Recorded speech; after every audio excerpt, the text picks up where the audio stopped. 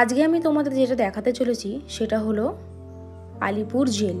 হ্যাঁ বন্ধুরা, আলিপুর জেল সব কিছু অল ডিটেলস থাকবে এই ভিডিওতে, তোমরা দেখতে থাকো, অবশ্যই ভালো লাগবে। তো এখন বেশি বকবক না করে ভিডিওটা তোমরা দেখতে থাকো। Hi everyone, good evening, welcome back to my channel to a new blog. তো আজকের ব্লগটা আমি এখন থেকে শুরু করছি, আর এখন বাজে প্রায় 3:30। এখন আমরা বেরোচ্ছি, আজকে সানডে। তো আমরা আজকে যাচ্ছি একটা মিউজিয়ামে। তো টাইটেল আর থাম্বনেল থেকে তোমরা তো বুঝেই গেছো আমরা কোথায় যাচ্ছি। তো এখানেই যাচ্ছি ফার্স্ট টাইমে। আমাদের ওখানে যা যা এক্সপিরিয়েন্স হবে সব কিছু তোমাদের সাথে শেয়ার করবো, যতটা ক্যামেরা অ্যালাউ করতে দেয় ততটুকু তোমাদের সাথে শেয়ার করবো। এখনও রাস্তায় বেরিয়ে গেছে, এখন বেরোবো বাইরে, আর যতটা পারবো তোমাদের সাথে শেয়ার করবো। কারণ ওখানে যদি ক্যামেরা না করতে তাও আমি লুকিয়ে লুকিয়ে তোমাদের সাথে শেয়ার করবো, কারণ ব্লগ চ্যানেল যেহেতু খুঁজছি তোমাদের সাথে অবশ্যই সবকিছু শেয়ার করবো। তো যাই হোক, এখন বেশি বকবক করবো না, আর আমি রেডি হয়ে গেছি। ফুল লুকটা তোমাদের নিচে আমি গিয়ে দেখাচ্ছি মিরর দিয়ে। তো চলো ব্লগটা কন্টিনিউ দেখতে থাকো, আর পুরো ভিডিওটা দেখবে। কিন্তু দুঃখের বিষয়, আমি এখন জুতো পরছি, আর এই যে বাঁধা জুতো হলে আমার খুব অসুবিধা হয়, জুতো পরতে একদমই পারি না। তো যাই হোক, এখন ও বাইরে ওয়েট করছে, আর আমার পুরো লুকটা আমি ওকে দিয়ে দেখাবো, কারণ আমি তো একা একা ক্যামেরা করতে পারবো না, সেই জন্য পুরো লুকটা ওকে দিয়ে দেখাবো। তো তোমাদের দাদা ভাইয়ের লুকটা একবার দেখিয়ে দিই। হেলমেটটা পরে না কেন? হেলমেটটা খোলো। এই যে আজকে পুরো লুক। হাইপ কিছু বলে দাও। কি কিছু বলো? কিছু নেই। তো এটা আমার আজকে পুরো লুক, এরকম ভাবেই যাচ্ছি। কেমন লাগছে জানি না, কেমন লাগছে অবশ্যই তোমরা কমেন্ট করে আমাকে জানিও। এখন বেশি বকবক করবো না, আগে বেরোনো যাক।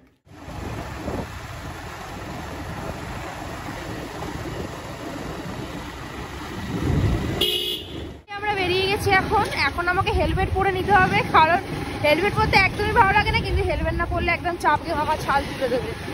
তো এখনো চলো, তোমরাও এনজয় করো, আমরাও আজকে প্রচুর এনজয় করছি, আর সব তোমাদের সাথে শেয়ার করবো। তো স্কিপ না করে ব্লগটা কন্টিনিউ দেখতে থাকো। 2 hours later ফাইনালি আমরা ঢুকে গেছি। এর আগে একটা ক্লিপ নিয়েছি, ঢুকে রয়েছে, ক্লিপটা টাইম পাসে নিয়ে নিয়েছি। এখন গাড়ি পার্কিং করবো, কোথায় গাড়ি পার্কিং করবো কি জানে, কারণ এত ভিড়। তো যাই হোক, কি করে, this is the view Alipore museum. তো এখন ভেতরে যাব, আর ওই যে আসছে গাড়ি পার্কিং করে। আরে এই ফোনটা ধরো, আমি হেলমেটটা খুলবো না নাকি? হেলমেট পরা, হেলমেট খোলা বিরক্ত কর। আজকে হেলমেট রাখা যাবে না? না, ওই তো হেলমেট রেখেছে, যাই তো লক করে। হেলমেট নিয়ে ঘুরতে ভালো লাগে নাকি? এই যে এখন দাঁড়িয়ে দাঁড়িয়ে টিকিট কাটছে। হয়েছে তোমার? দাঁড়িয়েছে তোমার জন্য। আরে তুই তো এন্ট্রি টিকিট নিলে না শো নিলে? শো 7টা থেকে। শো দেখবো না? না, শো অন্যদিন মাকে নিয়ে আসবো। হ্যাঁ, কারণ তোমার তো এইসব শো ভালো লাগবে না। আমরা আজকে চলে এসেছি কলকাতার আলিপুর জেল মিউজিয়াম, যেটা এই কদিন আগেই হয়েছে। এর সম্বন্ধে অনেক অজানা তথ্য তোমাদের সাথে শেয়ার করব বন্ধুরা।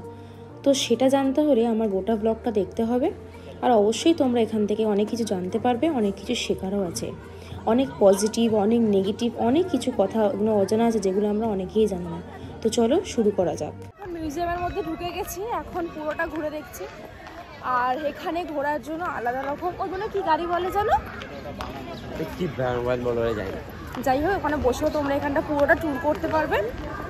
আর এখানে অনেক, যে প্রচুর অনেক লোক এসছে এখানে। আর এখানে একটা রকম শো হয়, তাই না? Lighting show. হ্যাঁ হ্যাঁ হ্যাঁ, ওটা দেখার জন্য সন্ধ্যে 6টা থেকে শো আছে একটা, আর একটা সকালবেলা, না সকালবেলা একটা আছে, ওটা হাউসফুল হয়ে গেছে এখন। আলিপুর জেল। ভারতীয় স্বাধীনতা সংগ্রামের ইতিহাসে আলিপুর জেল একটি উল্লেখযোগ্য স্থান। অনেক শতাব্দী আগে যখন কলকাতা ব্রিটিশ ভারতীয় সাম্রাজ্যের রাজধানী ছিলেন, তখন এটি একটি কেন্দ্রীয় কারাগার হিসেবে ব্যবহার করা হতো, যেখানে নেহরু কক্ষ থাকত। এই কারাগারে তিনি 17 ফেব্রুয়ারি 1934 সাল থেকে 7 মে 1934 সাল পর্যন্ত কিন্তু এই কারাগারে উনি ছিলেন। আর বন্ধুরা, এটাই তোমাদের সাথে আমি শেয়ার করলাম। আরও অনেক তথ্য তোমাদের সাথে আমি শেয়ার করব, তোমরা ভিডিওটা দেখতে থাকো, আর অনেক অজানা তথ্য জানতে থাকো।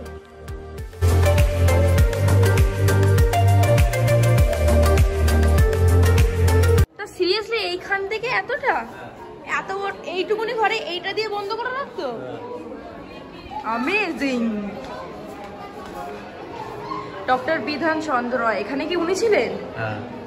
কিন্তু এনারা তো নেহরু কক্ষতে ছিলাম, দেখলাম, তোমাদের দেখালামও, ভালো লাগছে বেশ। আবার একটা নতুন জায়গায় যাব, সেটাও তোমাদের সাথে শেয়ার করব। এখন যাব পুরনো গুদাম ঘর, লাইব্রেরি, সেমিনার কক্ষ। চলো দেখাই তোমাদের। আলিপুরে এই পুরনো গুদামঘর লাইব্রেরিটি ওপেন হয়েছিল 1910 সালে। এই লাইব্রেরিতে এখানে অনেক রকম বই আছে এবং অনেক পুরনো চিঠি যেগুলো আগেকার যুগে তারা ব্যবহার করত। এখানে অনেক লেখাও আছে, অনেক তাদের হাতে হ্যান্ডরাইটিংও আছে, আর এখানকার তাদের ফটোজও আছে। এর বিষয়ে সেরকম কিছু উল্লেখ করা হয়নি এখানে, এই জন্য তোমাদেরকে সেরকম কিছু বলতে পারলাম না। কিন্তু তোমরা সামনে গেলে অবশ্যই যেটা দেখতে পাবে এবং উপভোগও করতে পারবে।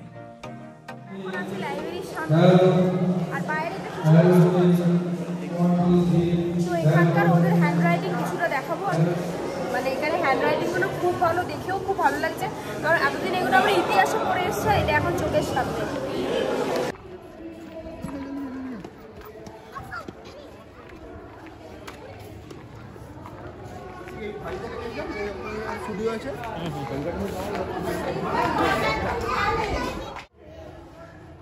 তুমি জেলের মধ্যে ঢুকে গেছো? তো গাইস, আমি এখন আছি জেলে। না বাবা, আমি জায়গাটা বেশ ভালো, জায়গাটাও বেশ অনেকটা বড়, তাই না?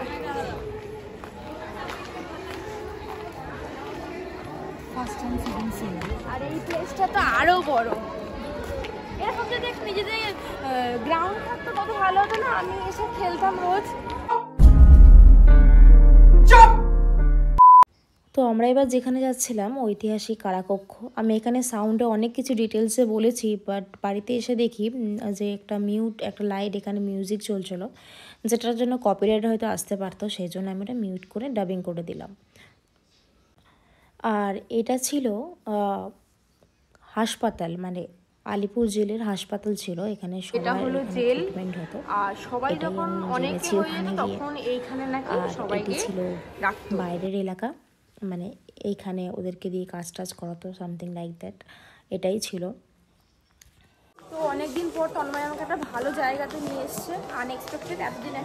এতদিন পর একটা ভালো জায়গায় আমাদের ঘুরিয়েছে। সাবাস বেটা। যাই হোক, আমাদের দুজনে রিলস সব কিছু আমরা করছিলাম, কারণ এখানে জায়গাটা খুবই ভালো আর খুবই একটা পজিটিভ এনার্জি পাওয়া যায় এখান থেকে। তো এখনো আরও কিছু দেখার আছে, চলো দেখি।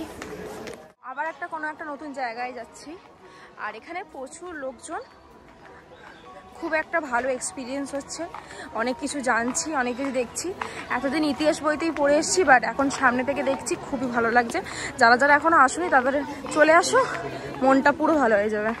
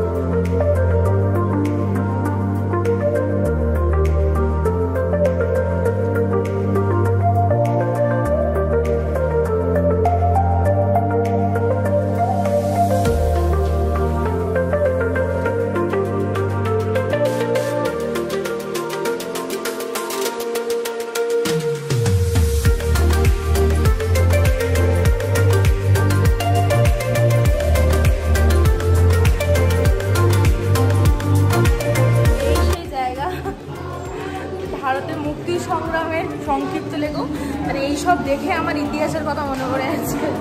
মানে যারা ইতিহাস পড়তে ভালোবাসে তাদের এই জায়গাটা খুব ভালো লাগবে।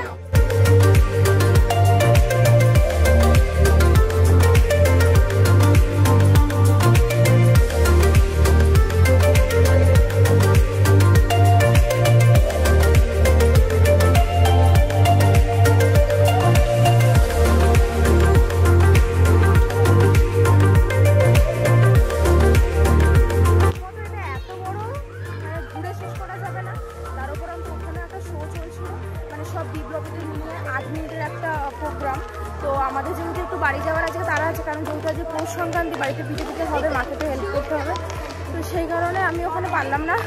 নেক্সট দিন যেদিনকে আসবো লাইটিং শোটাও দেখবো, আর তোমরা তো লাইটিং শোটা দেখলে ওখানে বসে সবাই লাইটিং শো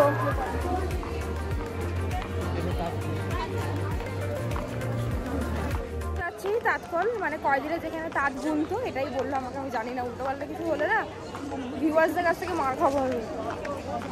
তো চলো তোমাদের সাথে শেয়ার করি।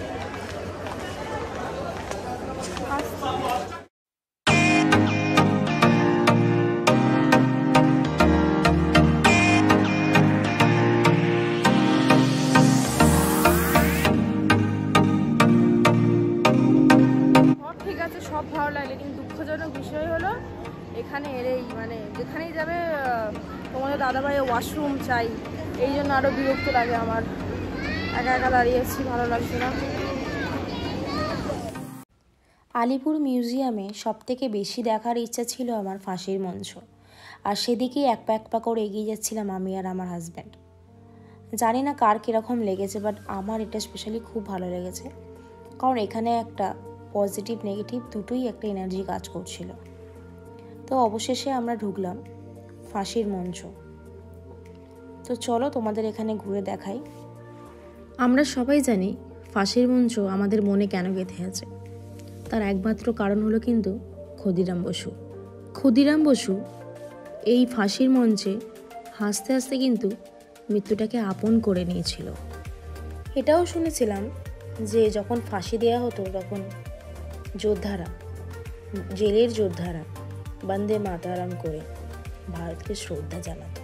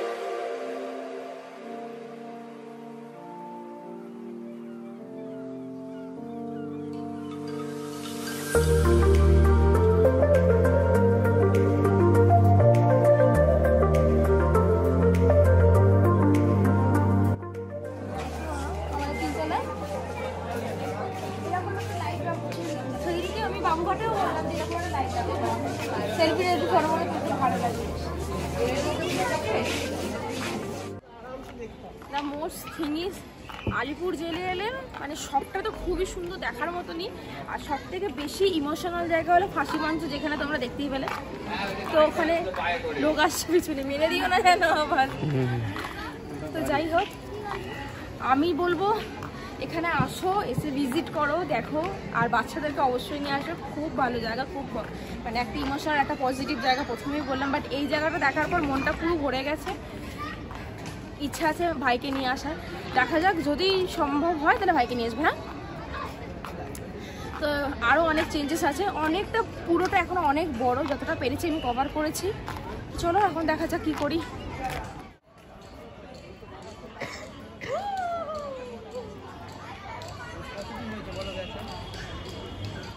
আমাদের ঘোরা মোটামুটি কমপ্লিট হয়ে গেছে, এখন বাইরে বেরোচ্ছি, এখান থেকে বেরিয়ে কোথায় যাই দেখি।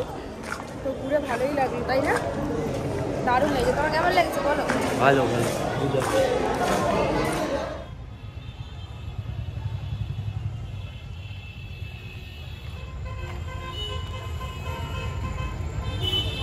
এখন বাজে 5:08, আর আমরা এখন এখান থেকে বেরিয়ে যাচ্ছি, বিকজ আজকে প্রথমেই বললাম পৌষ পার্বণ, তো বাড়িতে পিঠে পিঠে হবে, মাকে একটু হেল্প করবো। আর এখান থেকে একটু চাটা খাবো, দেন ওখান থেকে সোজা বাড়ি চলে যাবো। আজকে আর বাইরেটা বেশিক্ষণ কাটাবো না, কিন্তু সপ্তাহে যেহেতু একদিন ও ঘরে থাকে, তো আজকের দিনটা ঘরে বসে থাকতে ভালো লাগে না। আর এখানে এখন বিবর্ষ লাইটিং হচ্ছে, দেখাচ্ছি তোমাদের, দাঁড়াও। এখন লাইটিং হচ্ছে, চলো বাড়ির দিকে যাওয়া যাক। চলো যাই।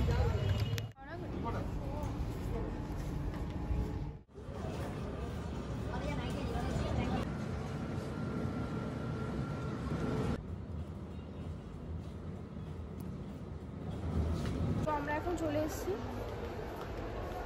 ফুড কোর্টে। তো এখন দেখি একটু বসার জায়গা পাই নাকি, কারণ প্রচণ্ড ভিড়,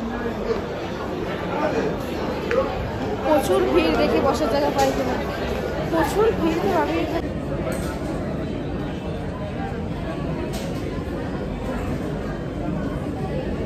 তো আমরা এখানে বসে আছি, এখন খাবার অর্ডার দিয়েছি, আসুক দেন তারপরে।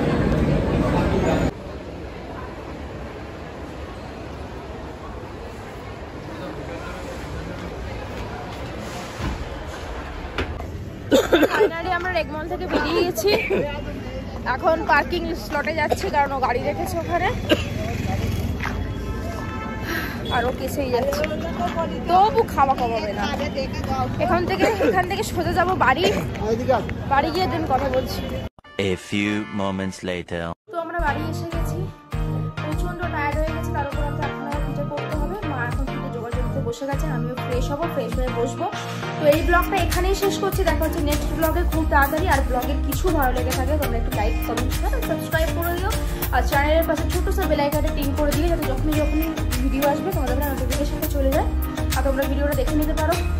তো আজকের ব্লগটা এখানেই শেষ, দেখা হচ্ছে নেক্সট ব্লগে, টাটা।